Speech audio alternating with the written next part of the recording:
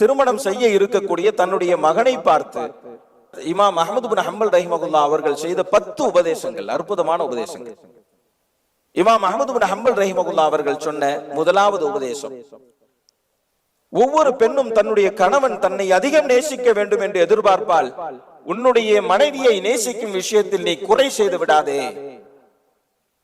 இரண்டாவது, ஒவ்வொரு பெண்ணும் தன்னுடைய கணவன் அன்பை வெளிப்படுத்த வேண்டும் என்று ஆசைப்படுவார். நீ உன்னுடைய மனைவியிடம் அன்பை வெளிப்படுத்தும் விஷயத்தில் குறை செய்து விடாதே. மூன்றாவது, ஒவ்வொரு பெண்ணும் தன்னுடைய கணவன் மென்மையாக நடந்து கொள்வதைத்தான் விரும்புவாள்.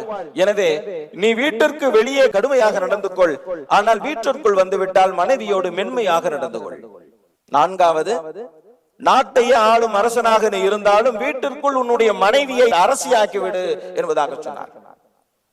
ஐந்தாவது, உன்னுடைய மனைவி உன்னிடம் எப்படி இருக்க வேண்டும் என்று ஆசைப்படுகிறாயோ அவ்வாறு நீ உன்னுடைய மனைவியோடு இரு என்பதாக சொன்னார். ஆறாவது, ஒவ்வொரு பெண்ணும் தன்னுடைய கணவன் சம்பாதிக்க வேண்டும் என்று ஆசைப்படுவாள். நீ சம்பாதிக்கும் விஷயத்தில் சோம்பேறியாக இருந்து விடாதே. ஏழாவது, அல்லாஹ் கோணலான விலா எலும்பில் தான் பெண்களை படைத்திருக்கிறான்.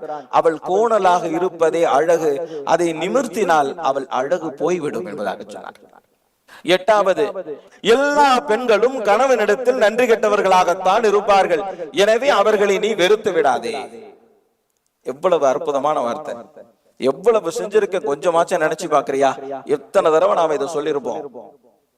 ஒன்பதாவது சொன்னார்கள், பெண்ணின் பலகீனத்தை கருத்தில் கொண்டு அல்லாஹ்வே சில சலுகைகளை வழங்கி இருக்கிறான்.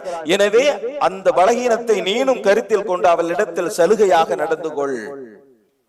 பத்தாவது, பெண் உன்னிடத்தில் ஒப்படைக்கப்பட்டிருக்கக்கூடிய ஒரு கைதி, இறை நிராகரிப்பு செய்யும் கைதியிடம் கூட அழகாக நடந்து கொள்ள வேண்டும் என்பதுதான் அல்லாஹ்வின் கட்டளை. அப்படி இருக்கிற போது உன்னுடைய மனைவியிடம் அழகாக நடந்து கொள். எப்படி என்றால், அவளிடத்தில் நீ நல்லவனாக நடந்து கொண்டால் நீ நல்லவன், அவளிடத்தில் நீ தீய முறையில் நடந்து கொண்டால் நீ கெட்டவன். இதுதான் உன் அடையாளம் என்பதாக இமாம் அஹ்மது பின் ஹம்பல் ரஹிமஹுல்லாஹ் சொன்னார். அற்புதமான 10 உபதேசம்.